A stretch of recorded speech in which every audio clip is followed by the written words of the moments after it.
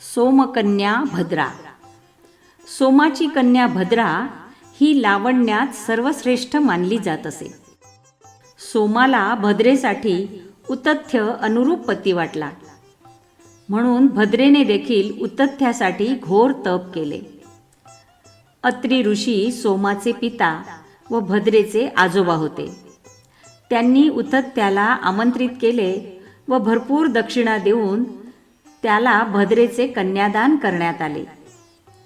परंतु वरुणाचे भद्रेवर आधीपासूनच प्रेम होते. त्याला हा विवाह मान्य झाला नाही. खरे तर वरुण भद्रेचा मावस भाऊ होता. प्रजापती दक्षाने आपल्या 13 कन्या कश्यपाला दिल्या. त्यापैकी आदिती ही वरुणाची माता आणि 27 कन्या सोमाला दिल्या. त्यातील सोमाची कन्या भद्रा. त्यामुळे कदाचित सोमाने वरुणाचा आपल्या कन्येसाठी पती म्हणून विचार केला नसेल. वरुणाने यमुना नदी समीपच्या वानप्रस्थातून भद्रेचे अपहरण केले व तो तिला आपल्या नगरीत घेऊन गेला. 60,000 सरोवरांनी ही नगरी समृद्ध झाली होती. मोठमोठे राजप्रासाद व भव्य गोपुरांनी ती सुशोभित करण्यात आली होती. तेथे वरुणाने भद्रेबरोबर यथेच्छ विहार केला आणि त्याने तिच्या सहवासाचा आनंद मनमुराद लुटला.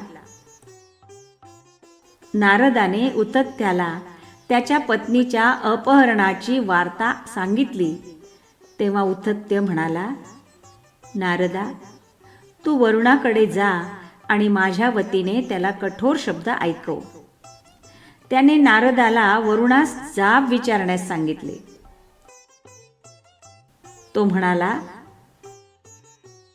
तू तिला का पळवून नेलेस?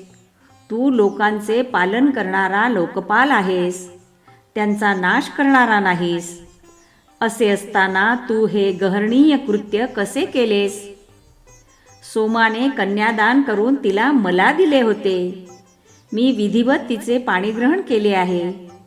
तेव्हा बळजबरीने तिला घेऊन जाणे तुला शोभत नाही. नारदाने वरुणाकडे जाऊन उतथ्याचा निरोप त्याला जसाच्या तसा ऐकवला. तेव्हा वरुण म्हणाला, भद्रा माझी सर्वात आवडती भार्या आहे. ती मला अत्यंत प्रिय आहे. तेव्हा तिचा त्याग करणे मला कालत्रयी शक्य नाही.